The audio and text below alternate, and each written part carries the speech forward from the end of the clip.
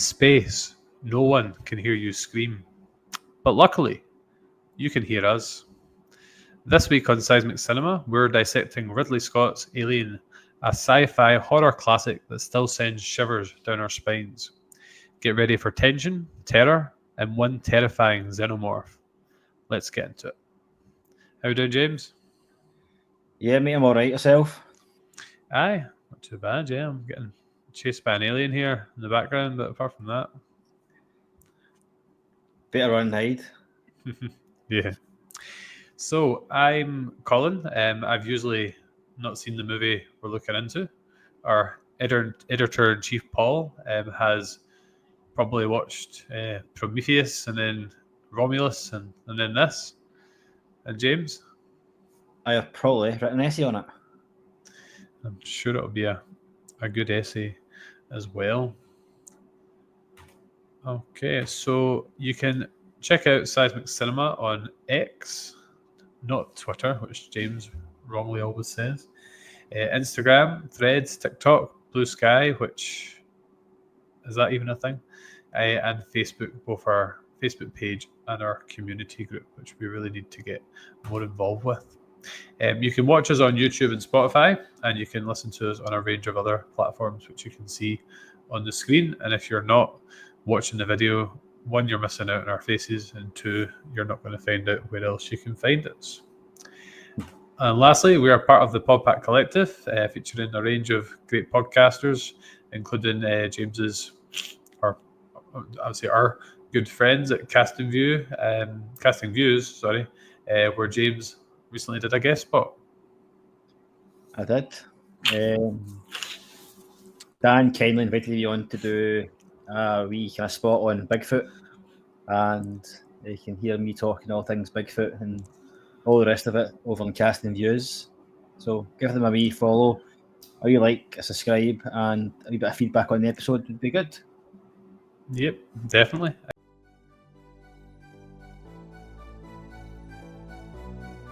Fancy taking a humorous trip down a random topic each week? You do? Well, you're in luck. Casting Views, presented by me, Dan, and a host of guests, bring you just that. With topics from the world of entertainment, science, sport, and everyday life, there's bound to be a topic that's going to inform and amuse. Catch Casting Views every Sunday on all listening platforms now. And because we're awful at self-promotion, make sure you do that for us as well. We're on 170, I've forgotten how many it is. 176. Got me out here.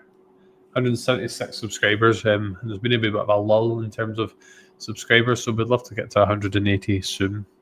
Our recent episodes, most recently we did Rocky 4, which was a pile of fun. We did Snatch, which was a late bloomer and then got going in the end, and Ghostbusters as well. And recently we've also relaunched Seismic Cinema, which will be Seismic Soccer, which will be happening again next week. Okay, James, this is the time of the week where you share. So you last week, let's see if I can remember. So last time out, you finished Sons of Anarchy. Correct. And I can't remember if you started something new. I'm sure you'll fill me in. Well, I will fill you in, mate. So I finished Sons of Anarchy. I've actually finished the Bigfoot show as well, but not really watched anything, man, other than the Netflix kind of thing, Adolescence. So I watched that 2 nights. I've not watched it, but it was on in the house. Aileen was watching it, so I caught me bits of it. But would you recommend checking it out? It's really good, mate. So it's actually really good acting, and I like the kind of cinematography in it as well, because it's the shots that they, quite interestingly, mate, the shots that they took, it was one continuous shot. Yeah. It was kind of following different characters, as they went through the different scenes and whatnot. I don't want to spoil it for you, mate, but I would definitely check it out. Mm-hmm. It's quite hard hitting, mate. So it is. It's not the usual kind of show you see like that. Yeah. But I enjoyed it, mate.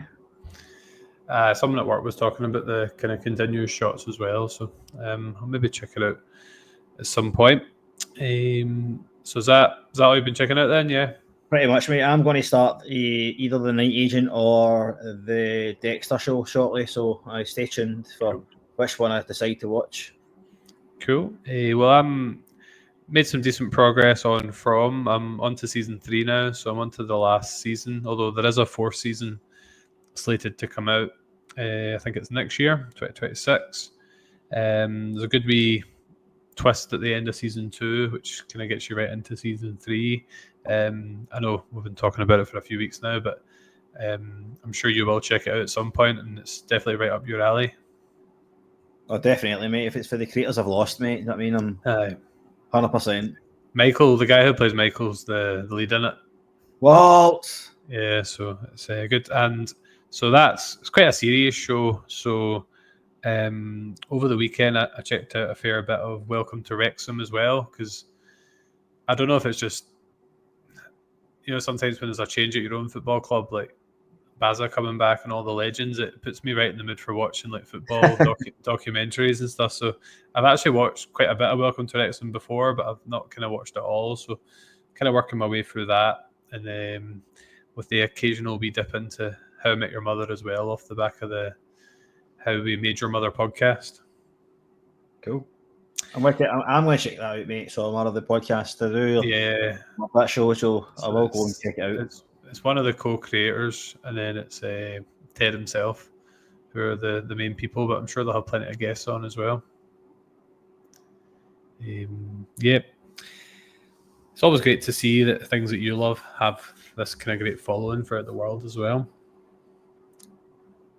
I was just going to say, hopefully, get Barney back in the frame for some guest spots, because he was his character was legendary. He was you forgot to wait for it. I did, I know. Damn it. Who knows what evil lurks in the hearts of men? Turn your dial to find the frequency of the past. Captain Midnight. Where the classic stories of mysteries, sci-fi, thrillers, and suspense are found waiting to be heard once again. Another case for Nick Carter, Master Detective. You'll find a variety of those stories here, in their original form, where each episode takes you to another place or time. The Man of Bronze, Doc Savage. But only when you find the mystery frequency. Available everywhere. The shadow knows. Yeah, right. So enough of what we've been watching. I suppose it's time to get into the review. So we're reviewing Alien 1979. So before we get into the kind of background on the movie, James, I wondered if you could tell our listeners and viewers about your history of the franchise. I can, mate. So I've seen pretty much every film apart from the new one, Romulus. I've not seen that yet. It's on Disney Plus now. Is it? Well, I'll give that a bash then. Seen it way back today, mate. Obviously, when I was kind of growing up, probably watched it when I should have been watching it, to be honest with you. One of the ones, you know what I mean? I felt like it was different to maybe other things I've watched and things like that, but I would watching it again, mate, for the podcast. It just kind of reminded me of how good the film is, man. I don't know if you'll share this for you, mate, but I hold The Thing in high regard. The film The Thing, and it kind of watching it again just kind of made me think of that film. It's funny you mentioned that, because I was thinking when I was watching Alien that it's got a lot of similarities to The Thing. Aye. Yeah. I'm not going to give away my rating just yet, but it's obviously it kind of had similarities to that. Obviously, it's kind of deemed a slasher film in space because of the horror context and things like that. But I obviously watched Alien 1, 2, 3, and other ones that came after that. I remember seeing Prometheus in the pictures years and years ago. A few of my pals went to see it with me, so it was good, man. But I've still to see the new one, Romulus. There's apparently a prequel TV show coming out in the next couple of years as well. Aye. Also, I need to add to that as well. I've seen the Alien vs Predator films as well, so I'll add that into the to the franchise. Well, as usual, I've got quite a bit of a mixed bag. So I'm basically turning into Paul in a lot of ways. I genuinely think I saw Prometheus in the cinema first, and then I think it was 2017 roundabout. I borrowed the Alien trilogy from someone, and I watched 1, 2, and 3, and out with Prometheus and the Alien trilogy. I think that's the only ones I've seen. We obviously did Predator for the podcast, and I really enjoyed that. I haven't actually watched Alien versus Predator. Would you recommend it? I mean, it's not the greatest of films, mate, to be honest with you. Do you know what I mean? It's not a patch in this one, but it's worthwhile, I think, mate. Do you know what I mean? It's all right.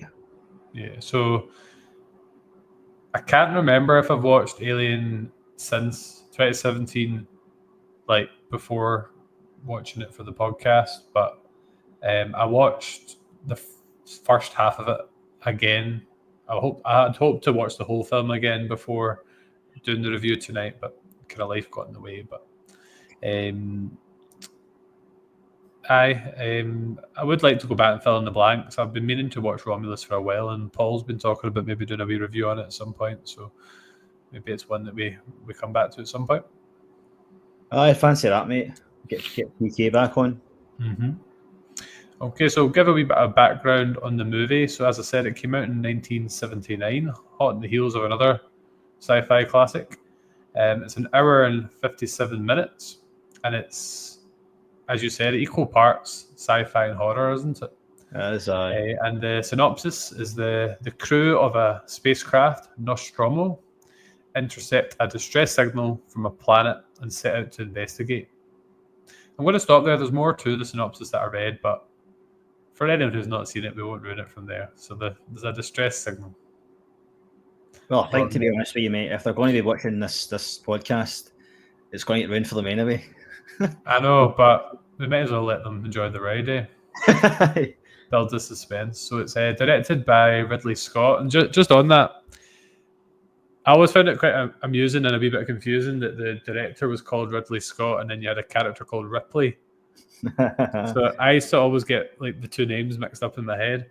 The writer was Dan O'Bannon, and the story has got some credit to Ronald Shusett as well. It's got an 8.5 rating on IMDb, 89 with the critics, and 93% on Rotten Tomatoes. So pretty good scores there. The budget was 11 million, and it's got a worldwide box office of 109 million. It's got 19 awards, 22 nominations, and it won an Oscar for Best Visual Effects, and it got nominated for Set Decoration. The tagline, which is we mentioned in the intro, and it's a pretty world famous one, isn't it? In space, no one can hear you scream. But I thought it'd be fun just to also look at some of the other ones that came up on IMDb. The scariest movie ever made. Experience it only on the big screen. Unfortunately, because the TV was being used, I watched it half on my laptop, some on my phone. So I just had to make do. Sometimes the scariest things come from within, which is quite a good and fitting one as well. I really like this one, actually. It's Alien, the Eighth Passenger. Oh, good. That was quite good. And that was kind of it. So that was some of the options there. Right. So, the cast, just before we move on. So, great. I looked up, obviously, with these older films, it's something you do automatically. The large majority of the cast are sadly no longer with us. Mm-hmm. So, Tom Skerritt, who played Dallas, he's still alive. He's in his early 90s. Sigourney Weaver is still with us as Ripley, who was in Ghostbusters.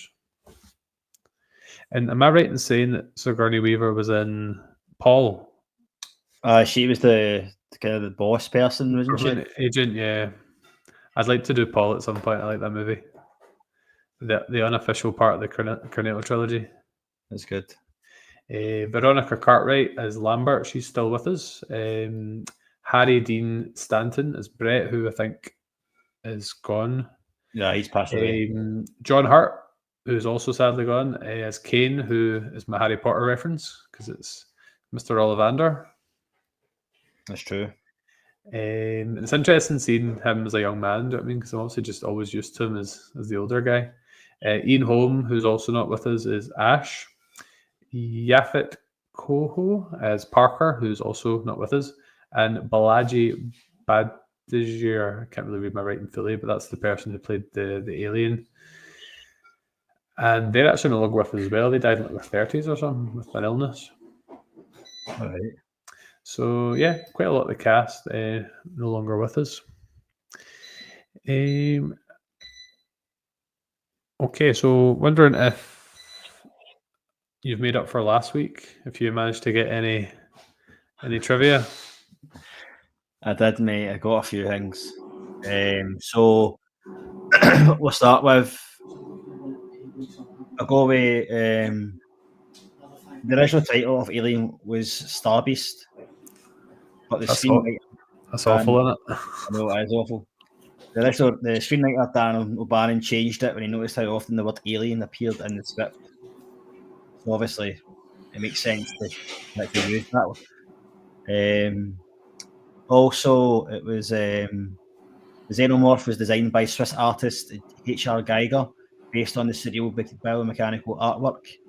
His original IV design was what Ridley Scott wanted for the creature. I think just on that note, mate, I think the actual design, the xenomorph is fantastic, mate. I think it's something that we've kind of not really seen before. I think in 1979, mate, but we've probably seen pictures of aliens and that before, do you know what I mean? And then see this seems a lot different. Even link it to like Independence Day, aliens and that, do you know what I mean? It's so different, man. So I really enjoyed the design of it.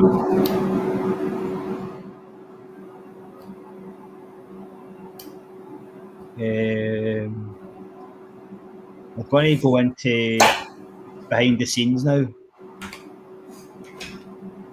So the chest buster scene was a one-shot take. It says here the infamous scene where the xenomorph busts out the Kane's chest was done in a single take. The actors were only told that something would happen, but didn't expect the explosive gore, leading to the genuine terrified reactions. So the blood and all that happened there, that was all. They didn't know that was going to happen. So that was their actual, reaction to that, which is good.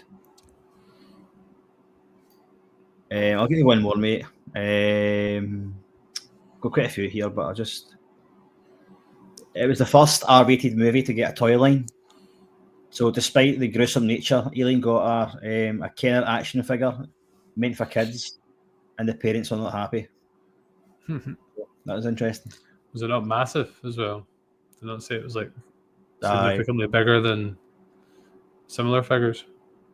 Did you ever go into the shop in Glasgow, mate, called Forbidden Planet? Yeah. Do you ever remember the massive, like, kind of life-size model of the xenomorph? What kind of era are we talking? Because I only really went in it from like post-school sort of thing. You know what I mean? Was this a while ago? When did you leave school? 2009. So it was kind of after that. This is probably 2000, maybe year 2000 or something, mate. No, I have been in it. The one I used to always go into, I think it wasn't called Smith's, was it? But there was a toy shop I used to always go into for like Dragon Ball Z figures. Yeah, don't start that with me, man. Dragon Ball Z and Pokemon stuff. Jesus. Do you not like them now? What? Do you not like them now? No, I just don't think a grown man should be liking Pokemon, mate, or Dragon Ball Z. Oh, I was a kid at the time. Right, but you're not denying it now, are you? I'm talking about the 90s. Right, okay, mate. The Smith's toy shop's still about, mate. So it is, but I don't know if that is the one I'm thinking of from back in the day, but it was in centre of Glasgow anyway. Oh, is it Hamleys you're talking about? No, it wasn't Hamleys. No, I can't remember. Anyway, it was good anyway. Have you got any trivia?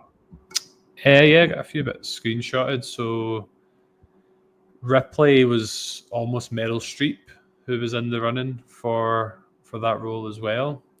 I had the bit about the Star Beast, which you mentioned. I always pick the trivia where the paragraphs aren't as long as I kept reading it all. The three movies that influenced this for Ridley Scott were Star Wars: A New Hope, A Space Odyssey. You ever seen A Space Odyssey? Aye. Yeah, I've not seen it. And That's also right. Texas Chainsaw Massacre was another one, All right, good. which we reviewed back in the day. Let's see what else I've got here. Harrison Ford turned down the role of Captain Dallas, All right. which would have been hot on the heels of Han Solo, obviously. You mentioned the kind of slasher one, but the film was also described as Jaws in space. Aye, yeah, I know. I was going to reference that at some point, mate. Yeah. Aye. And we also reviewed Jaws. Just saying. We're busy boys, aren't we? This one was quite good as well. So Ridley Scott was so bored waiting for the budget that he storyboarded the whole film, and then they were so impressed that they actually doubled the budget for the movie off the back of his storyboards. So that says a lot for his vision. That's pretty good, man. Do you know what I mean? Aye. That's a fantastic director, man. Yep. Right. So we'll get into the review. As I said, I watched it and then I tried to watch it a whole second time. So see for like the first half of the film, I caught a lot of foreshadowing and kind of things that got me thinking, but maybe need you to step up in the second half of the film because maybe there's things I would have noticed on the kind of rewatch at that point. And you watched that Right. as well? I just watched whatever was on Disney Plus. It gets too confusing with all these director cuts and whatnot. Aye. Right, so the title sequence. So I'm only going to mention this 2 more times, but the spaceships do, obviously it's just off the back of when they said that Star Wars did inspire it, but the spaceships, both outside and inside, they do give off quite a Star Wars vibe, don't they? In a lot of ways. Aye, I know. There's a few things that differ for Star Wars, like and things like that, but as well. But I mean, you do get this you do get a bit of the Star Wars vibe. I do understand that, mate. It's obviously taken taking a lot of inspiration from it. You know what I mean? Yeah, because obviously the way all the Star Wars films start is with like the kind of panning shot, isn't it? And then the spacecraft coming into view, which obviously happens in this film as well.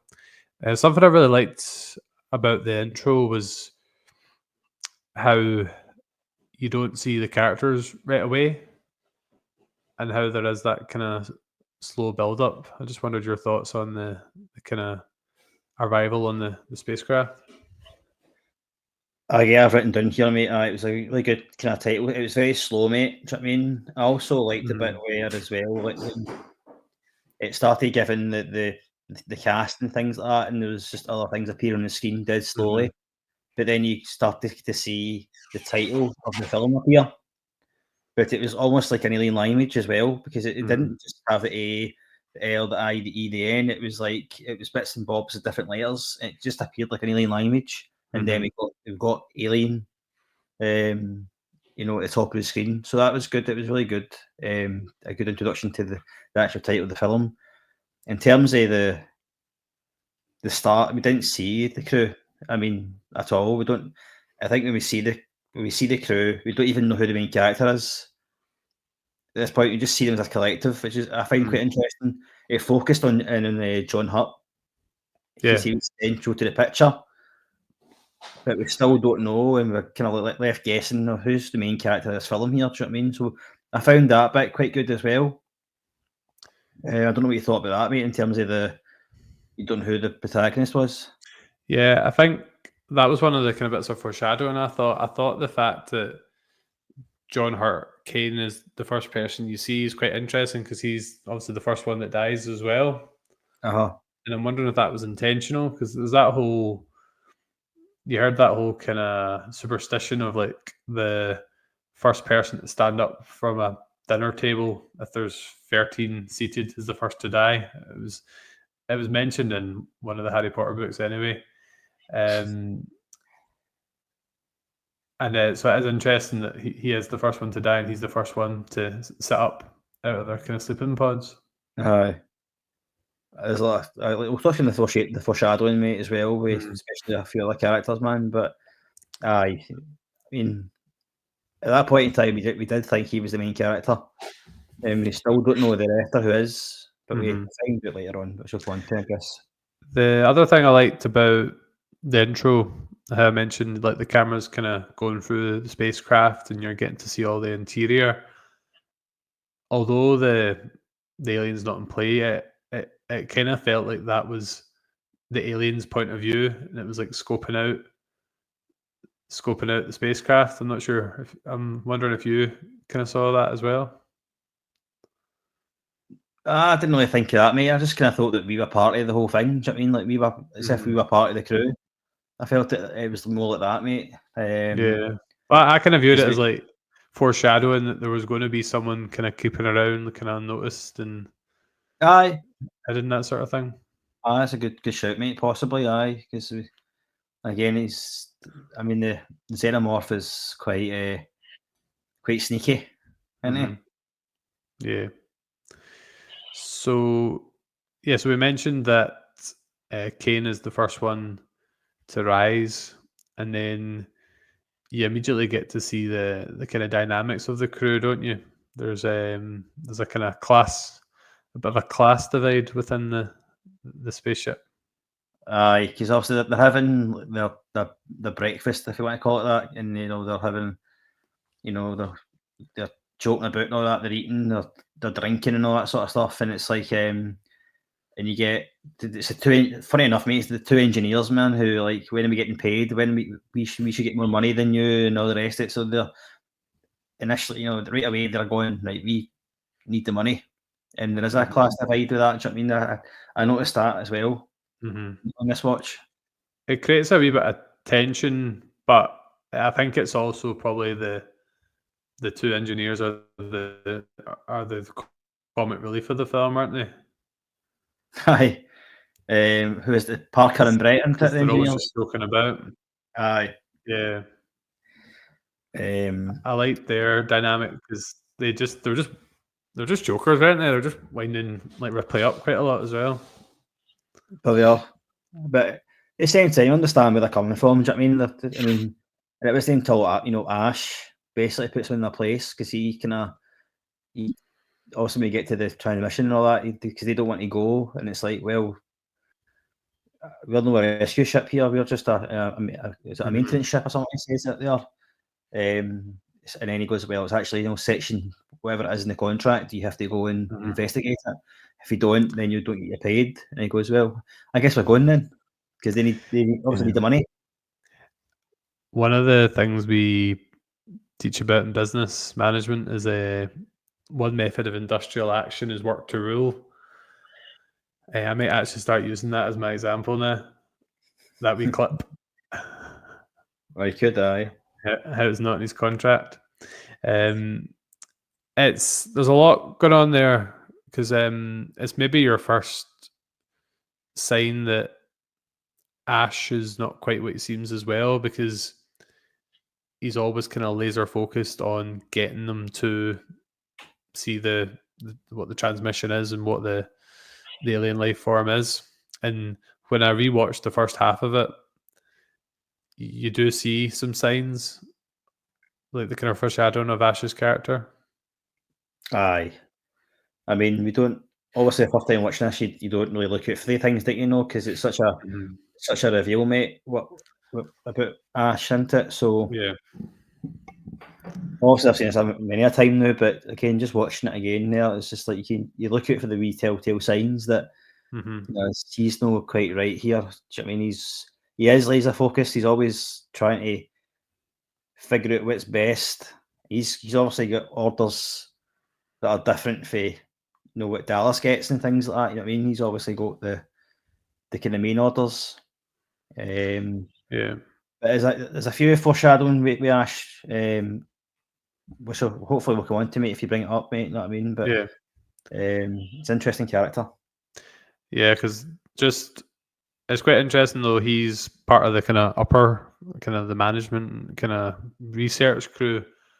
But when Parker comes over and says that Ash is in his seat, he just immediately gets up and moves, and that's maybe a wee bit of like foreshadowing that he is what he is. Because if he was part of like that crew for real, he probably wouldn't have given up his seat and to the mechanics. Do you know what I mean? Like that, I don't think the other characters would have.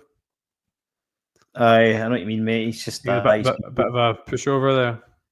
he's been told what to do type thing. He's you know he's not Mhm. he knows he's not meant to be there, so he leaves. He gets up.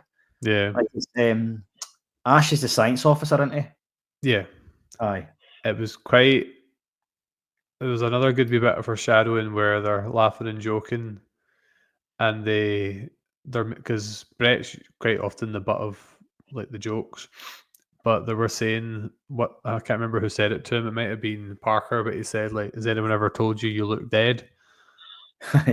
And then I thought, obviously, that's quite good foreshadowing because 95% of the characters die by the end of the film. Aye. He is dead. Like, So big Dean Stanton, man. What a legend. He's in tons of stuff, man. So he is. that's the benefits, isn't it, of going back and watching these things, because you can pick out those wee quotes that you wouldn't have probably given a second glance the first time around. Aye, definitely.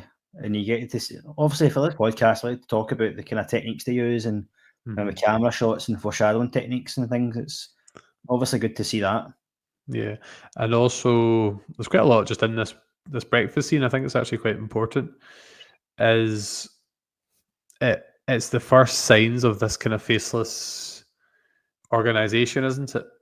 Who really seem just proper profit driven and don't care about their workers at all, and they all kind of just blindly, not all of them, but I feel like Dallas in particular is kind of just like, right, we just do what we're paid to do and do what we're told. Because we learn that there's a computer on the ship, but it's called Mother. Yeah, a few connotations on its own. Do you know what I mean? The mother should be looking after the crew and all that sort of thing, but it does anything. But it is a kind of faceless kind of thing. We don't really know what's going on behind that. And again, he's just following orders. Doesn't really. I think they try to question it, don't they? But they don't really get anywhere with that. And at the end of the day, they just need to follow the orders because that's what they've been paid to do. I kind of like that you don't find out anything more about the organization, because all we really know is the Nostromo. It's like ore or something that they're smuggling. It's like a kind of, what was it? They just had like lots of like, they were just collecting samples, really, weren't they, and just bringing them back. Aye. So the plot kicks into high gear when they get the distress signal, and Dallas goes to check it out, and they originally think it's like a kind of SOS signal. And you mentioned earlier there's the kind of clause that they have to go investigate it, but you obviously feel Ash is kind of pulling the strings there, isn't he, to make sure that they definitely go there. Aye. Because Brett and Parker are kind of talking to Dallas at times, like, we're not going here, there's no a rescue ship, blah, blah, blah. And it's basically Ash who basically intervenes and says you have to go because he knows, like, it's a distress signal. They've got to investigate it because if it's alien life, he needs to bring it back. Yeah, so Ash stays on the ship as there's Ripley, and I think the rest of the crew. No, I think it's Kane, Lambert, and Dallas go down, don't they? To the planet. Yeah. Aye. And then they find a kind of abandoned spaceship. And What I thought was quite interesting about this bit was I feel like the design of the Nostromo and the design of the spacecraft that they find, to me, that it just gives you that imagery of the titular alien right away. There's a real kind of alien feel to the spaceships. Aye. I mean, when they land, well, I think in both ships anyway, especially obviously their own one, it's very claustrophobic. It's very dark. It's just, you know, it just seems like it's, you know, you just don't want to be there. Do you know what I mean? It's like being walking about in the darkness. Mm-hmm. It just seems very off. And again, that's kind of mirrored onto the actual ship that they on the planet they go investigate.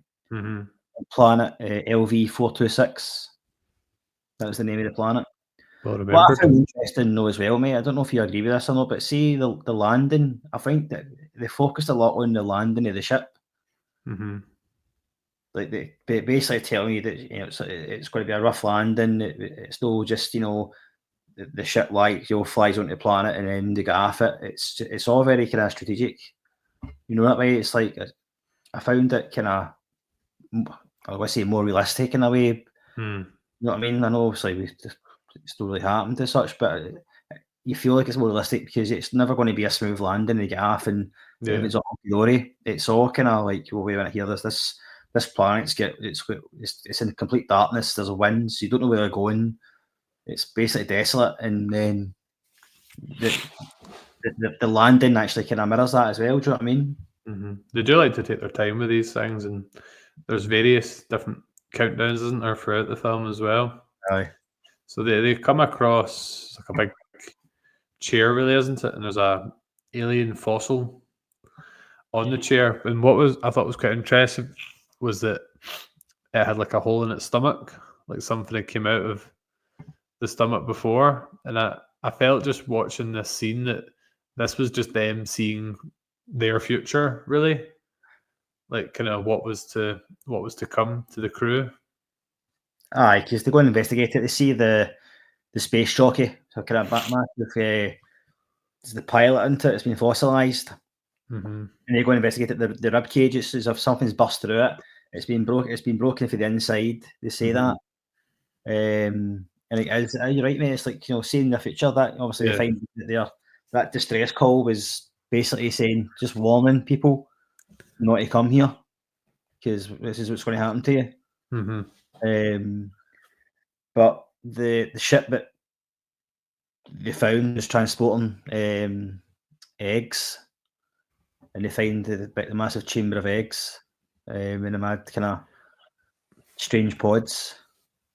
It was kind of misty and all, wasn't it? It was kind of the eggs were kind of the mist and things like that, and then you get Kane who he slips into, he falls into the layer of eggs, if you want to call it that, and basically one of the eggs kind of opens up. He goes to investigate it, and nothing better than investigating it by putting your face right into it and to see what happens, and then something comes out and latches onto Kane's helmet. We call that the face hugger, and basically what can basically it just latches through, breaks the glass, and with the acid, I guess it is, and then latches onto his face. It basically paralyzes him and makes him unconscious. It's the first kind of big jump scare of the film, isn't it? Aye. And then they basically try to get him back onto the ship again. No, it's like he's obviously got this thing attached to him, and Ash is like, get him on. But at this point in time, we've got Ripley who's like, no, you can't let him on. We've got to follow procedures here. We've got to follow the rule book, basically quarantine. You can't have him on. Basically, he's, you know, you can't infect the rest of the crew if that's what's happened. But he's obviously taking orders for elsewhere, and then they let him onto the ship basically, and then we basically see another kind of, the scene kind of moves on, and you just see Kane lying on a bed, and you actually see the actual creature. Well, they take the helmet off first, and then you see the creature on his face, It's pretty scary, that bit, isn't it?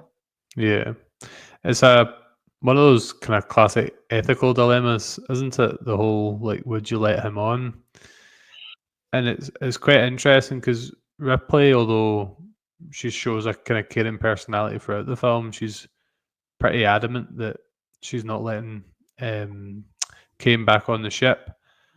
But it becomes quite interesting though, because Dallas is really in charge, but he's down on the planet, and then Ripley's basically saying no to him.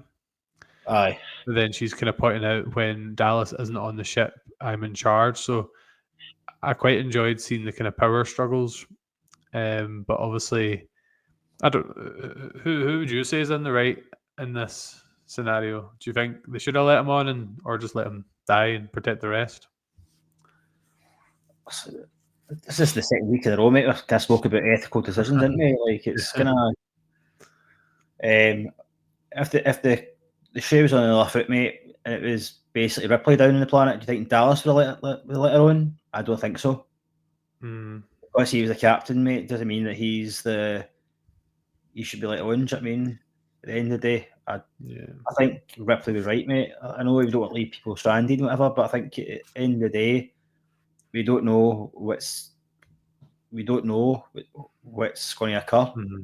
Yeah. And at the end of the day, like, we see it through other films, whatever. Do you know what I mean? Like, basically, this could be a massive threat to humanity, and you could be the cause of it. So is that running through our head and all at the same time? I don't know. Yeah, it's obviously you get your other bit of foreshadowing with Ash as well, because he just steps forward, doesn't he, and hits the door and lets them in. Aye. And obviously that all kind of becomes clear later on, which we'll get to. I don't get the impression that they're all particularly close. Like, there's kind of banter, but a lot of it seems quite kind of jostling for power and position, and they don't seem that they're massively keen on each other, is the impression I got. I think the scenes, mate. Obviously, the kind of the table scenes that we do see the kind of they are quite close, a kind of tight knitted group there. But I think when you lay it all bare, I think there's tensions across the whole crew. Do you know what I mean? Like you say, there's a power struggle at some point, but they all know who the captain is. They all have to follow their orders. We spoke about the class divide that exists there as well. Do you know what I mean? I think there's kind of underlying tensions through every character, which makes it more kind of enthralling to a degree. But I think if you just, I think they're all pals, mate. Do you know what I mean? But at the end of the day, I think there are still some tensions within that that might annoy some people. And I felt, I don't know, it's not really a movie that leans into romance, but I felt like Dallas and Ripley had a wee bit of closeness hinted at times, and also we know from one throwaway comment that Parker had a wee thing for Lambert as well. Aye, I'm quite glad in a way that there's not really a focus on that, mate. I mean, it's there, isn't it? Aye, there's wee hints of it in the background. Aye. But it's nothing that's particularly important. So as you said, they take Kane up to kind of investigate and see what happens, and it's quite a gruesome image, isn't it? The alien just planked in his face, and you're wondering how he's going to get out of that. Aye, doesn't he? Well, he does, but it's not by his choice. It's by the facehugger. So Ash is looking for ways to kind of break, or is he? Ways to break Kane free,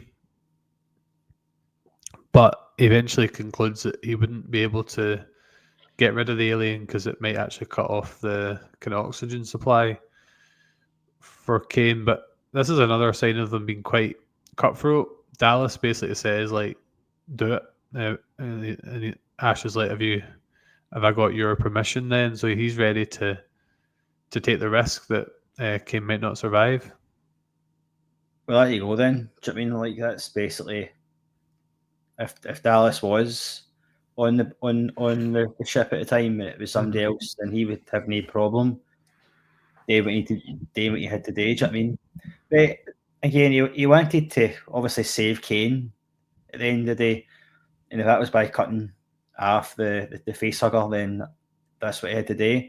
Mhm. Obviously, he had to get the no permission as such, but he had to get the advice from the science officer to do it. I think it was for gritty teeth, mate. To be honest with you, I don't think he wanted the cat. I think he was Yeah. really happy for that to play out. Do you know what I mean? But 'Cause Asher's got his own power, doesn't he? Because when it comes to like the science-related decisions, he's in charge of that. You know. aye, that's true, mate. He's got to make the choices and decisions. Do you know what I mean? Ash plays quite a big role in this part of the film because on a couple of occasions he kind of phones down, doesn't he, or contacts them and says like, "You need to come and have a look." It's like it's easier if I show you, or it's easier if you see it. And then the first one is the first one is to see the alien on his face, but then it's the second time is that the alien has actually gone missing, Aye. and then Kane is just lying there. Well, that's it. And see, there's another wee bit as well, but kind of makes you think that Ash is off as well, because when Ripley goes, when he's looking at the monitor, he's seeing something, but something's happening to Kane. Mhm. And then Ripley comes in and asks him questions, and he basically says, I don't see anything, but he turns it off. So it doesn't give Ripley a chance to go and see, like, to look carefully at it, the image. But basically, he can see something is basically inside Kane. And he's just kind of waiting for it all to play out. Yeah, and at this part as well, they basically discover that the xenomorph's blood is acid, which burns through like kind of two layers of the ship. That was quite a big moment and showed kind of what they were dealing with. It was good. I mean, basically, they tried taking cut the legs off it, and the acid kind of sprays out, and it goes down, like you say, two layers of the ship. They're going down to see how far it's going. Eventually, I think it's only 2 layers that goes down, but it doesn't go anywhere else after that. Yeah. And I think it's Parker that said it. It's a good quote. He goes, "What a defense mechanism! Don't you dare kill it." That was good. Yeah. And then they think they're kind of there's various points throughout the film where they feel like there's a bit of relief, isn't there? And they're all kind of quite happy that the thing is that Kane he's seeming quite like you could be forgiven for thinking that he was going to be okay up to the big iconic moment. Aye. He's kind of cracking jokes, isn't he, and getting involved in the banter. I found this scene quite interesting, mate, to be honest with you, because like we all know what happened to him, right? And he has no memory, no recollection of the incident at all. He said that something was like smothering him or something. I think he said the words. Yeah. It's almost like you're suppressing your kind of memories a wee bit. I mean, he does remember something, but doesn't want to talk about it. If something bad happens to you, you try not to bring anything back up again that might actually, bring back those memories. So as if he was just trying to suffocate that aspect of it. Like people with age, people do it in real life. They try and avoid any kind of natural conversation that might have happened to him in the past because it's traumatizing. That was traumatizing to him, but I just felt like maybe that's what he was trying to do. I don't know, but I just found it interesting because this happens in real life with, again, horrible situations that happen to people. Was the pun intended? He's trying to smother it. No, it wasn't intended, mate. No. Happy coincidence. I hate that phrase. No pun intended. Yeah, you don't use it literally wasn't as well. Because I hate that as phrase as well. Literally. People say it in context. Literally. One of the characters asks him how he was, and he kind of jokingly says, "Oh, I feel great," that kind of thing. Aye. But this has got to be one of the most kind of shocking, unexpected, maybe not unexpected, but shocking moments in cinema history, potentially. the chest buster scene. Yeah. Aye, I mean, I don't think. I wasn't expecting it anyway. That's for sure. It's pretty horrific, isn't it? Aye. So what happens here? So basically, but he's joking into the food's terrible and all that. They have that joke quite a few times. The only thing it's good is his coffee. He's talking about the future, though, isn't he? He's talking about going home, and the first thing he's going to do is get some decent food. Aye. And he's starting to see him kind of no choking, but he's like, he's obviously something's wrong with him. And he gets up, and people are helping him onto the table. And the only person not to move, by the way, is Ash, as if he already knows what's going to happen here. Mm. And then what happens is that something comes right out his chest, like bursts out his chest, and then you see the kind of the baby xenomorph, which it was actually, I read a bit of trivia on this, that it was a kind of puppet that they pushed through the table. Mm-hmm. So they knew that was going to happen, but they didn't. The cast didn't know that the blood would then come through as well, and that's why they all looked shocked and things, and that actually happened, which I found again really good, because you want to see people's natural reactions to things. You know what I mean? But it is shocking, mate. It was like, whoa, what's going on here? And then you see the kind of the xenomorph, kind of quite cute, like just looking around, kind of cute. Aye, mate, it's fine. It's just like a wee baby xenomorph, man. It's kind of like looking around, like trying to get its bearings and stuff like that, and then it makes a wee daft wee noise, and it's like a wee remote control car, and it runs away. My stepson's starting to get to the age where he can watch horror films, and I was rewatching the first half of the movie earlier on, and I said to him, I was like, come through, have a look at this. So I put on the chest buster scene just to see what his reaction would be. But afterwards I paused it, and the paused image I had on the screen was just all of them splattered with the blood. Aye. Did you notice as well, mate, that Parker wanted to kill it right there and then, and then Ash is like, no, don't. He just wants to kill everything. All he cares about is money and blowing things up. What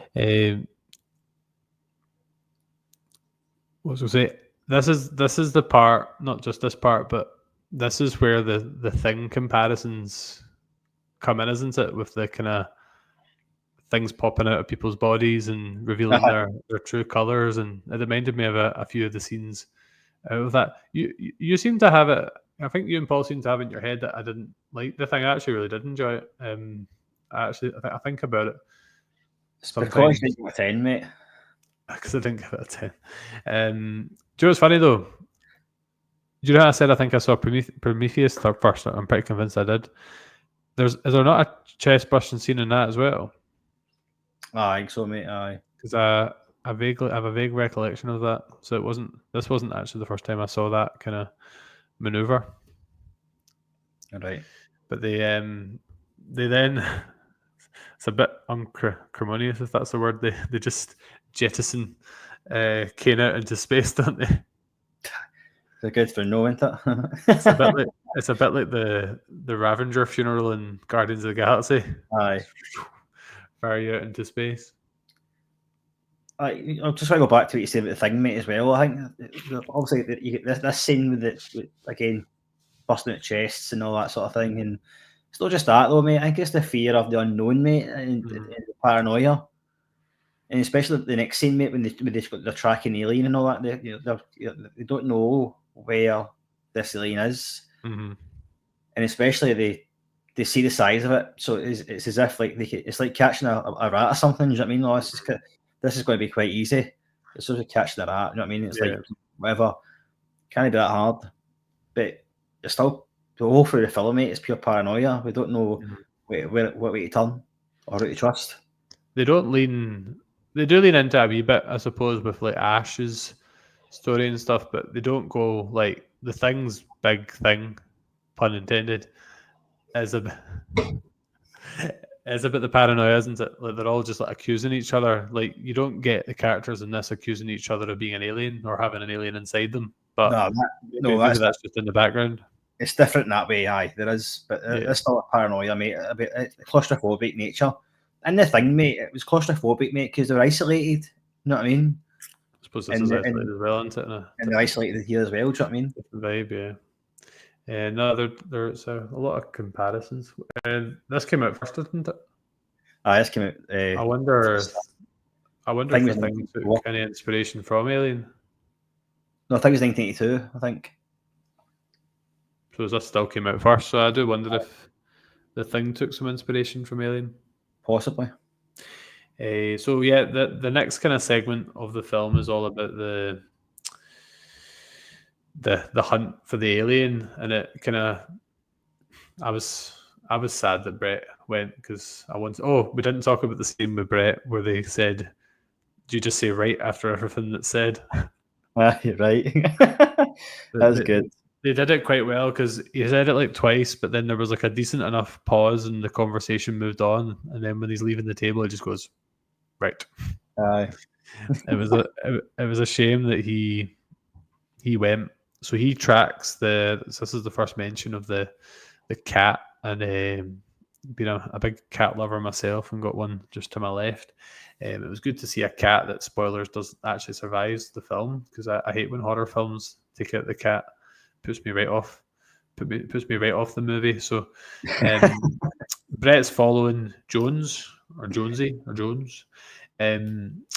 and sadly, because Brett is pretty awesome, he's taken out by the now fully grown xenomorph. So it's no longer a baby. It's obviously quite a quick developer. Aye. So he's down in the kind of the bowels of the ship, basically, the kind of the killing unit, the maintenance deck, I think he's in. And this is where I wanted to bring up the director's cut, mate. I know you watched the one on Disney Plus, but I got the director's cut, and there's two noticeable scenes. This one here. So when you walk in, when Brett walks in the room, there's chains and all that. You hear the chains, you see the water and things like that. But so when you look up, it's for maybe a second or two.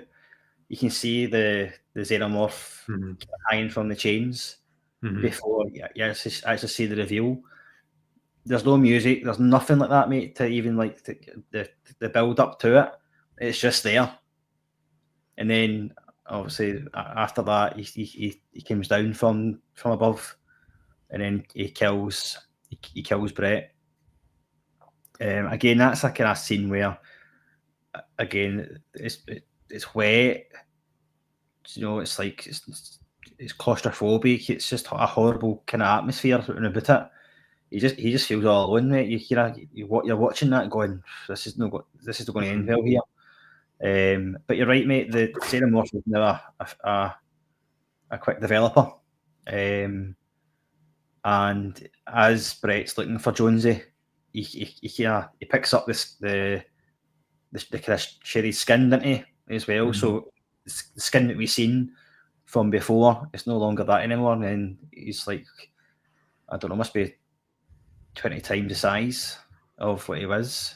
Yeah. Xenomorph kills him, and what did you make of the actual kind of the kill itself? Because it focused right on the xenomorph, didn't it?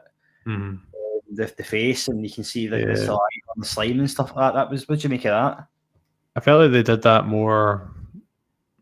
A lot of films do that, don't they? Like Jaws did it as well. Like the longer the film goes on, you start to see a bit more of the creature, don't you? And kind of what it looks like and how it acts.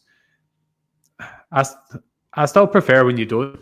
I still find it scarier when you're not seeing as much of it, and you're leaving it more to your imagination. But I know that is kind of how they unravel it. I think as well, mate. I think I read it, mate. It's like the actual xenomorph didn't actually only appeared in the movie for 4 minutes. So again, it's not about the aliens, but the tensions, mate. Is that the lead up to it? What's going to happen? Where's it going to appear? I do. I prefer when you don't see it, because I feel like in Predator, when they finally show the alien or Predator, becomes less scary, and it's a bit like the shark in Jaws as well. And once you actually see the shark, because of what it looked like in the movie, it does take the tension away a wee bit. And I do prefer the bit where you're using your imagination. Aye, especially in Predator as well, but you actually preferred Predator being the kind of camouflage mode. You know what I mean? Yeah. It was stealth. It was kind of more kind of sinister, wasn't it? Mm-hmm. See, I've got a question on the cat.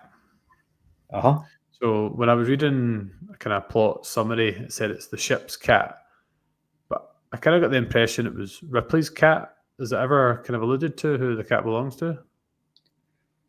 Well, I think at some point in the film that Ripley was looking at photos of the cat when it was like a kitten.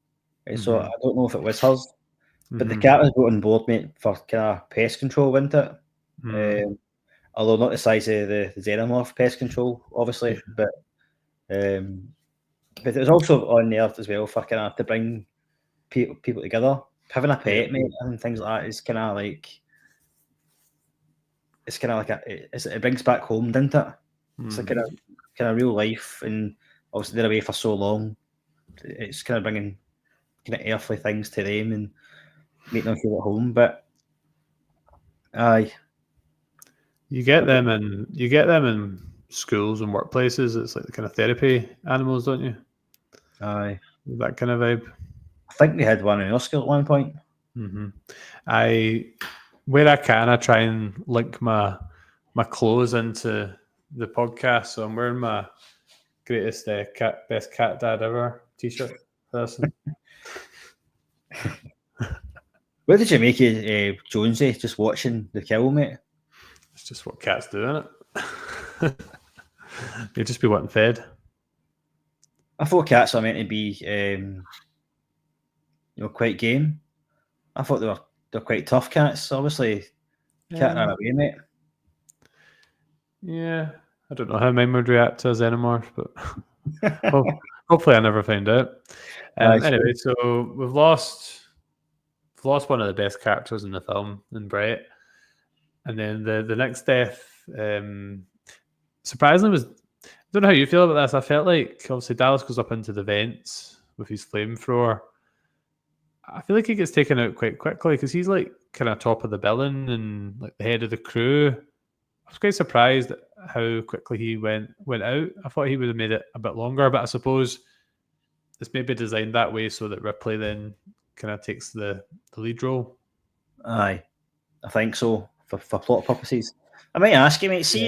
See, in the end of the one you watched, did you see Parker down in the maintenance deck and like looking up to the vents and stuff like where the blood was pouring down? At what point in the film? Because I think that maybe on the director's cut, that one. Because basically, what's his name? Parker was like telling them it's big, it's really big, and all the rest of it. Did you see that bit? I do remember that bit, yeah. I've got a funny feeling the one in Disney Plus is the one you're referring to. Could be wrong. Is it? Could be. Did you see the xenomorph though in the maintenance deck? I do remember seeing it, yeah. Right. So maybe it is. Well, we'll find out later on. I'm quiz you on it. What did you make of Dallas's death? Did you think it was quite sudden? Did you think he would be about for a bit longer? I found it odd that he volunteered to go up my ducks in the first place, mate. He's the captain. He's the one that should be delegating. And I think Ripley volunteered to go up my ducks anyway, and he says, "No, I'm going." But obviously, I understand for plot purposes for her to be the antagonist, that it had to be that. But he's basically tried to flush the alien out, mate, and they've got the high tech. They've got the high tech equipment, mate. I mean, of the heat sensors and whatever. And then he's taking it quite quickly. I actually found this scene quite scary, mate. It's a bit of a jump scare because they can see Dallas in the shafts, and they can see where he is. But then you can see the other dot moving along, and it's going quite quick. And it's going towards Dallas, and then you know the other dot's not there anymore. It's kind of beside Dallas, but you can't see anything. He's got the flamethrower. He's shooting left and right and whatever. Can't see anything. And he falls down a wee bit, and then just out of nowhere, the alien just kind of reaches out and you don't really see him after that. That's how I kind of read that scene a bit differently, because see, when he was up in the vents and the dots were moving forward, I thought that the likes of Parker and Lambert were going to get intact instead. I thought maybe it was like a misdirect. All right. But it didn't quite work out like that. No. You see, obviously, they were basically in tears because they knew that he was gone. Do you know what I mean? Yeah. So Ripley takes over as a leader, and this is where kind of Ash's kind of mystery is unveiled. So Ripley's been quite unsure of him, and she had a conversation with Dallas, didn't she, about like how well do you know him? And I think they said that Ash was kind of drawn in just 2 weeks before the mission. Aye, he was brought in. And he'd worked with a previous science officer for like 5 years or something. So it all kind of comes out, because I think Ash starts kind of going for Ripley, but then Big Parker kind of steps in, and then this is where we find out that there's quite a good quote, isn't there, where he's like, he's a robot or something along those lines. I don't know what he says. Did he say robot? Either android or robot, one of the two. What was that? Android, he said. Yeah. It's quite, because obviously I hadn't watched it in quite a while, and I obviously knew, because they hinted at it quite heavily, there was something dodgy about Ash, but it's still quite a big revelation. Do you remember the first time you experienced this part of that? Completely shocked, mate. Do you know what I mean? Like, you don't expect it, and it's like the guy's just a human like everybody else. Do you know what I mean? We don't know, and then you start to wonder, who else is an android on that ship? Do you know what I mean? We don't know, and obviously he was planted in there because that was where the company wanted him. That was his mission. Yeah. But see, when because obviously Ripley was like, I can talk to Mother now. I can go and talk to the computer now, and I'll find out what's happened. Blah blah blah. Mm-hmm. And she's typing the computer, but I found, don't think Ash just appeared out of nowhere beside her. Mm-hmm. Yeah, it's quite creepy that way as well. He just appeared, and she basically found out that the special order 937 was to recover any kind of alien life form. Mm-hmm. It was like the crew expendable or whatever it said. The crew expendable, yeah. Aye. The priority is to bring back life form, and that's when she knew that Ash was a wrong'un. I think this is quite a good moment to touch on quotes. I just wondered at this juncture, because there's a quote here from Ash that I think is quite memorable. I wondered if there was any kind of standout quotes for you that we've not. Aye, well, see before I go into the quote, mate, I just want kind of the wee bit of foreshadowing, because obviously when Ripley hits or attacks Ash, and you can see that he doesn't bleed blood the way that we do. Doesn't bleed his own blood the way we do. It's white. You made me bleed my own blood. it's white, and then I remember looking back, I was like, he drinks kind of like milk, but I don't know if it's actually milk he's drinking. It's like, you know what I mean? Is it something oil. To kind of oil? For, like, I don't know. It just made me wonder that, you know what I mean? I don't know. There's two scenes prior to the attack that he drinks milk. Yeah. One where he's at the breakfast table, and then there's one where he's actually drinking it, looking at the picture of Kane when Ripley comes in as well, which I found odd. No odd at the time, but like I think, oh, that's odd. He's like, is it the oil coming for his body and stuff? So as a bit of potentially foreshadowing there. In terms of quotes, mate, I think the one I know what you want to talk about. Is it I admire its purity, a survivor, unincluded conscience, remorse, or delusions of morality? I was round about that scene. It was actually the bit where they plug him back in, and he's kind of talking about their chances, and he says, "You have my sympathies." Aye. It's like you still don't understand what you're dealing with, do you? A perfect organism is a structural perfection. It's only matched by its hostility. I think he says you have my sympathies. Yeah. So that's kind of where all that kind of comes out in the open, and Parker like burns him afterwards as well. Aye. What did you make of the practical effects? Obviously, Ash at that point, because his head was detached to his body, and you could see that obviously it was like quite a good practical effects there. Yeah, I would say it was good because I didn't stand out as not being, you know. Aye. So on to kind of last bit now.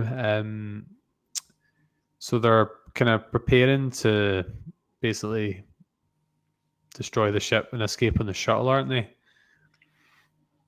And Parker and Lambert are kind of off preparing for that, and this is like when they get taken down as well. But what's quite interesting is Ripley's hearing this just kind of over like not walkie-talkies, but over like she's just hearing the audio of their deaths and their kind of desperation.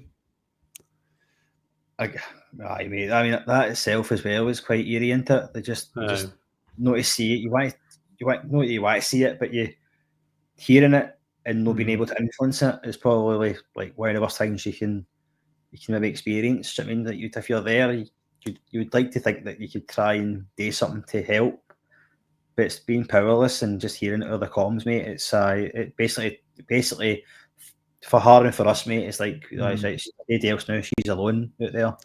Yeah, and that was that kind of sense of that, mate. Do you know what I mean? Yeah, and she's been described as the kind of ultimate final girl from the kind of horror movie tropes. Would she have been the first kind of final girl, or was there things before this? I would say she's the first, mate. Mm-hmm. I would say she's first. Yeah, it's also became quite a horror movie trope. So she's obviously finding it over the kind of audio that she is alone, and it is just her left. Something you kind of alluded to earlier, but was quite interesting in this film is see when you would expect there to be like resounding music and lots of noise, like see like the moments when like Kane got kind of his face got sucked with the alien. There's just a lot of silence, isn't there? A lot of quiet, which is different than most other films and does kind of create that eerie atmosphere you described. I think like the score is a wee bit different in this film, mate. I think the quietness of things happening, and then you get the opposite of that, mate. And we'll go into it in a wee second. The alarms going off. So when the ship's going into the countdown, all you hear rather is the noise of that alarm. It's just pure panic. So between having no noise at all, quietness, eeriness, to the opposite, that alarm going off, the sirens. How can you think in that? Do you know what I mean? It's pure tension. It's pure nerves. Yeah, everything, man. It does a good job with the contrast, doesn't it? So Ripley's the only one left, and the only thing she can think of is to initiate the self-destruct and then kind of go for the shuttle. But she, yeah. So I'm going to stop you there, mate. I'm just thought of something. Yeah. What month did this come out? Do you know? In 1979. Is this something I should know? Or? Well, no, because I was just thinking back. Halloween, the first original Halloween film, came out in 1979 as well. And I'm thinking Jamie Lee Curtis might have been the first lady, first woman to... The first lady. the first lady, the first woman, do you know what I mean? So I don't know. I just thought, I think that came out maybe December, January. Has that just been rolling about? It came out in September in the UK. US, it came out September. Well, no, that's UK as well. September in the UK, anyway. June in the US. Right. So this came out I think Halloween came out in January. But anyway, same year anyway, do you know what I mean? So yeah. Aye. Sorry, I just came up in my head there. Halloween, was it that year? So, Yeah. So she self-destruct, and then but the kind of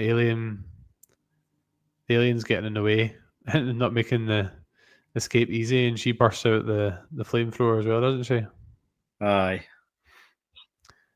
This is another thing, mate, as well, that I don't know if you did watch the cut, but seeing the director's cut, mate, it's got the bit where she's got the flamethrower, she's escaping, and she comes across like the cocoons of Dallas. Did you see that?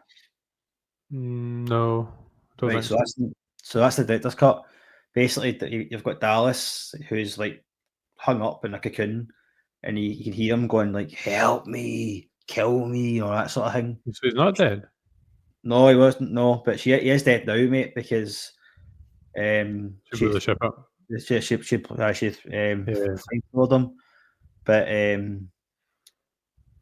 Ridley Scott took this out the film because it was just basically 5 minutes being in that room, and then obviously with that going on and she's trying to escape with the countdown, it just didn't work.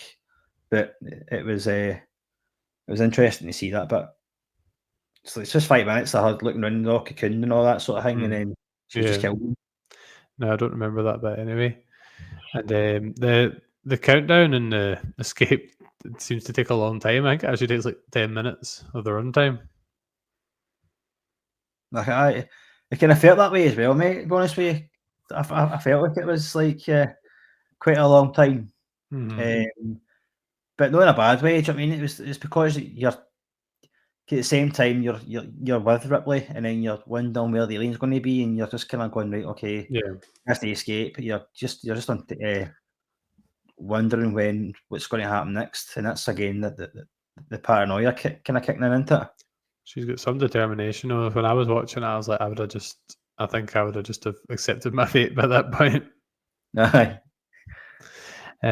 So she does escape, and she blows up the shuttle, and then she's about to go and chill out in her pod. She's hanging out with the kitty cat, but there's a wee surprise lurking in the wings. Aye, I mean, she basically strips down, doesn't she, as well, getting comfortable.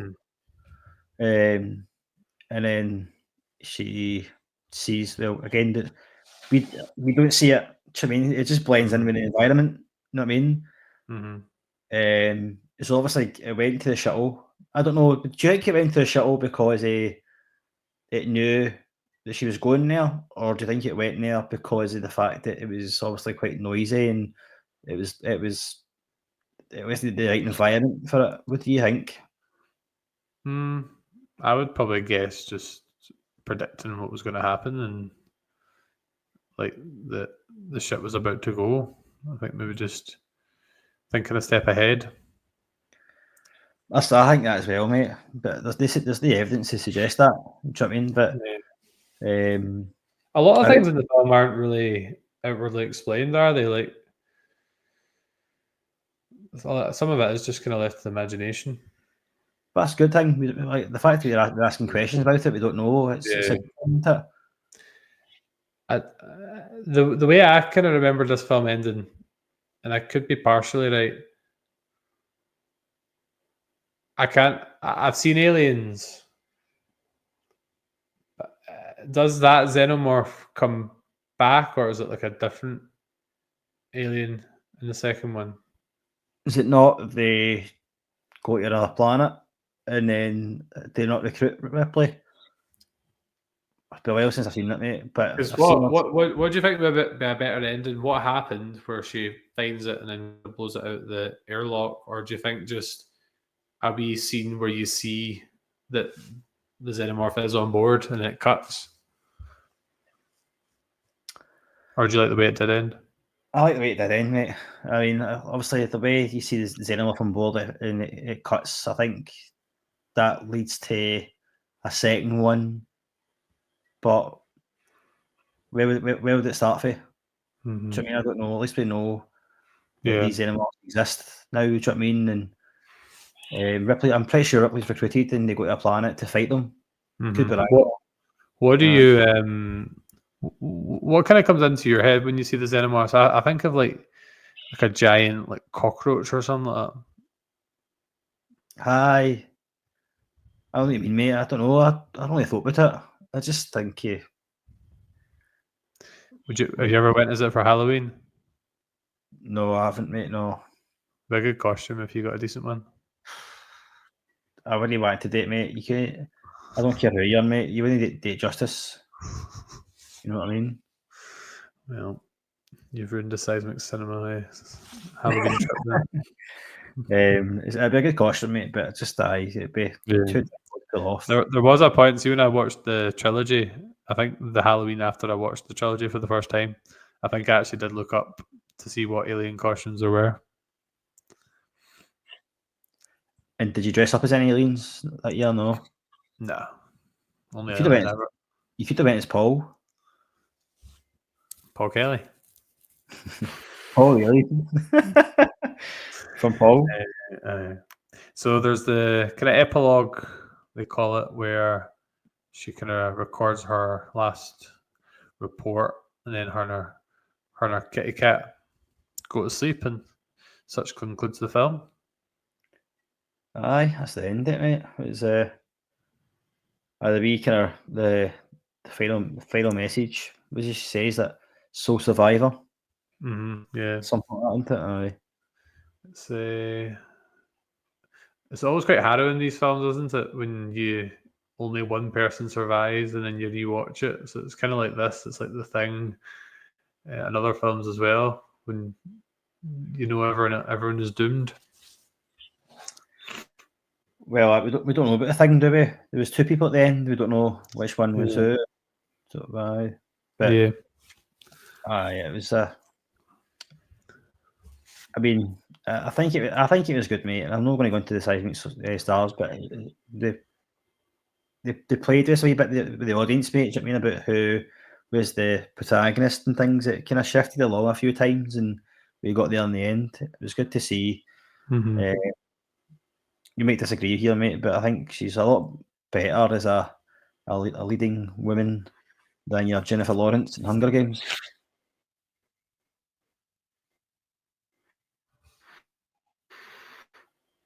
Do you hear me okay? But it's a totally different vibe. Totally different vibe of film, though. I thought you couldn't get your tongue through customs there, mate, that you were shocked. No, just a slight lag on my end. Right, before we do our seismic scores, I was just going to share some messages from the seismic supporters. So we had a couple of comments. Ironically, we had Marie, who was the guest on Hunger Games. She was one of the person that commented. I love this movie, which may surprise people because me and horror don't usually mix. I remember her talking about her not enjoying horror movies too much. But it's a classic for a reason and a sci-fi staple. The practical effects still hold up today, and it has a cat in capital letters. So yeah, I definitely approve of the feline. Cinema Trip Reviews said, personally my favourite of the franchise. Love the slow burn haunted house in space vibe Ridley Scott brings to the table. Everything from set design to music, characters and pacing are perfect. Trash Can Tabby from the Grey's Taproom podcast said, classic thriller, a must-see for anyone getting into that genre. And I said, I can only imagine what it would have been like to see it in the cinema. And she said she would have loved to see it in the cinema. I must admit, I wish I had seen it in the cinema, and if it ever does come back out, I would definitely try and see it. Oh, definitely, man. It's one of the films you just have to see in the big screen. If it does come out, maybe a Seismic Cinema day out. Yeah, we should do that actually. Glasgow day at the cinema. And Dan Griffin said, the pinnacle of sci-fi horror, the cast impeccable with Weaver and Holm being highlights. The set design is so cool with the retro future look and so perfect for hiding the xenomorph. And that chest burster scene is just fabulous. I sent the gif of the chest buster scene to somebody, and I sent a gif of a cat as well. So that was my responses to that. So thank you everyone for your comments, and continue to get in touch and share your views. It always adds to the discussion. Right, James, what's your seismic stars? So seismic stars, for any first-time listeners, we give it a score out of 10. It's our own personal score. We're not comparing it to other movies gone by. We're just giving this movie a score out of 10, in our opinion. Okay, mate. So my score, seismic star, is a 9 out of 10. I was going to give it a 10 out of 10, man. Really difficult. It's a great movie, mate. It really is. I just everything, mate, to the suspense, to the visual effects, costume design, the settings and characters, everything I spoke about, mate. The xenomorph itself, for that costume, do you know what I mean? It was amazing, mate. The kind of jump scares. Again, the characters, mate, in terms of kind of you like and kind of getting to kind of like different characters. Do you know what I mean? I like that as well. Which kind of, do you know why my name is Ash on my screen name?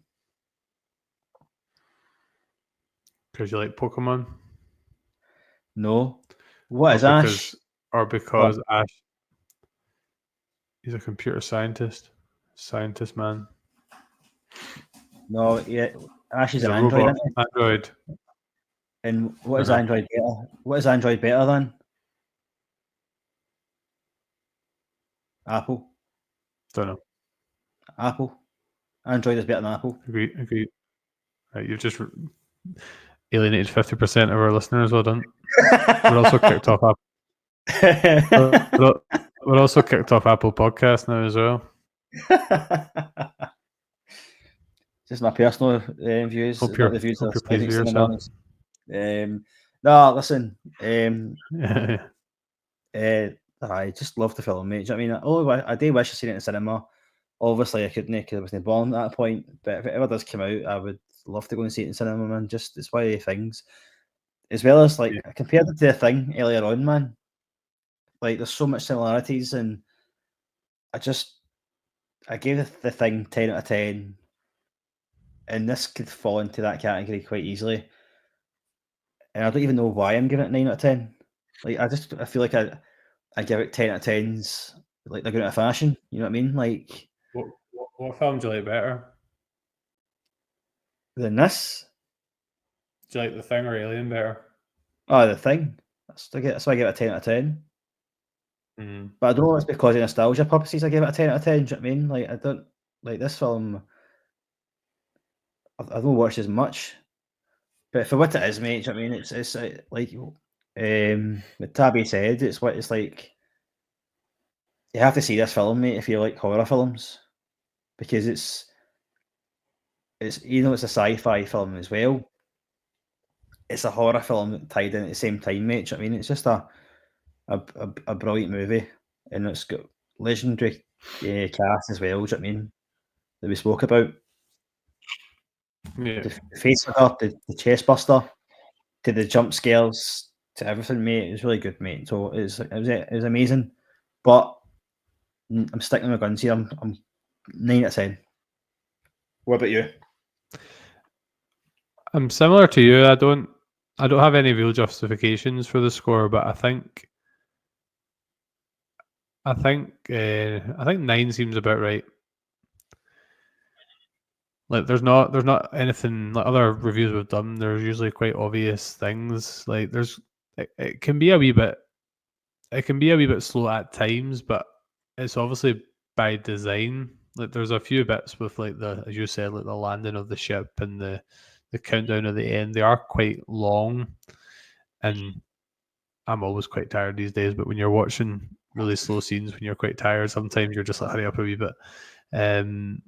But there isn't really much to criticize, really. Nothing that stands out anyway. So it's not like an absolute favorite film of mine, but it is one that I really respect, and I can see why some people have it as like their kind of one of their favorite movies. If that makes sense. Like it's not. I probably don't have the nostalgia with it because I watched it for the first time in like 2017. That maybe people would have that watched it in the cinema or have watched it numerous times over the years. But I can definitely respect it for the kind of blend of horror and sci-fi and the setting and the characters and the jump scares and the deaths, and there's a lot of good stuff in there. So I'm happy to give it a 9 because there's nothing really that brings it down, you know. No, definitely, mate. A lot of good foreshadowing as well. Aye, but I mean, people might say, "Well, the thing is no way better than Alien," but it's just again my personal opinion, mate. Do you know what I mean? Like it's just, and like you say, it's a well-respected film, mate, and there's a reason why the critics scored it so high. Do you know what I mean? Because what it's done for the actual genre itself, it's kind of revolutionised it, isn't it? For back then.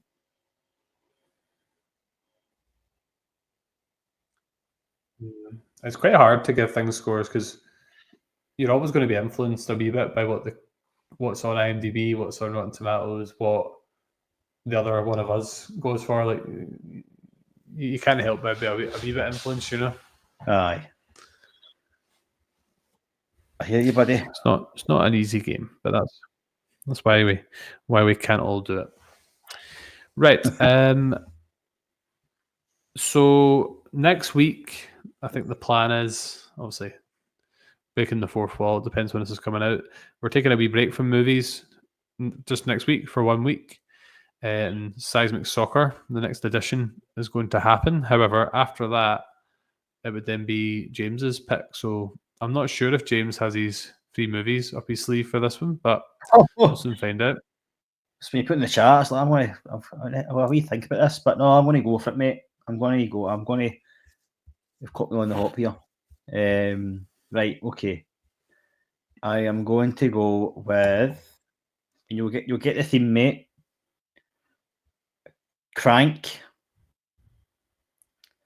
the Transporter, and the Beekeeper. What's the common denominator? If I'm being completely honest, the only one I've heard of is the last one. Is that not quite a modern film? Yeah, it was last year, I think it came out. No. Yeah. Aye. Yeah. Aye. Yeah. I don't So know. the film Crank, fuzzy things, insects, Transporter, and Beekeeper.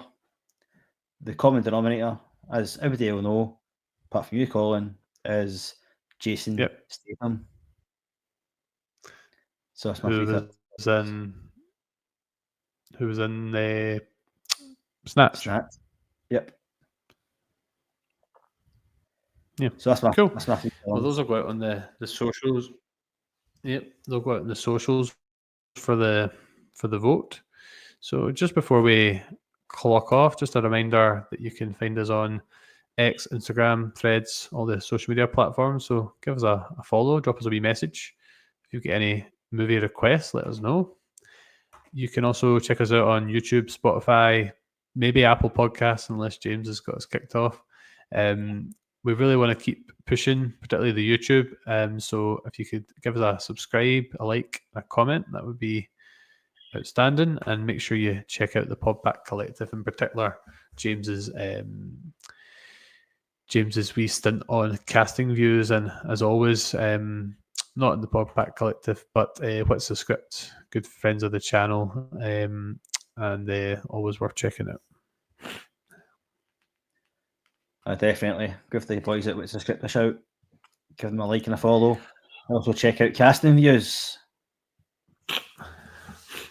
Okay, so we were Seismic Cinema. This was our review of Alien. I'm Colin. Up to 2017, I hadn't seen it. Paul, our editor, well, to be honest, it's mostly me these days, seen it in the wrong order. And James? I have probably written an essay on it. Housewarming Saturday, sorry I can't. Wedding reception, no sorry I plans. Can you work weekdays, not now?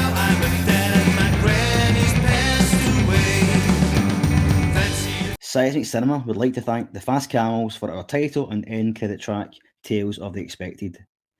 The Fast Camels are an explosive blend of 60s influenced psychedelia, freakbeat, and classic power pop.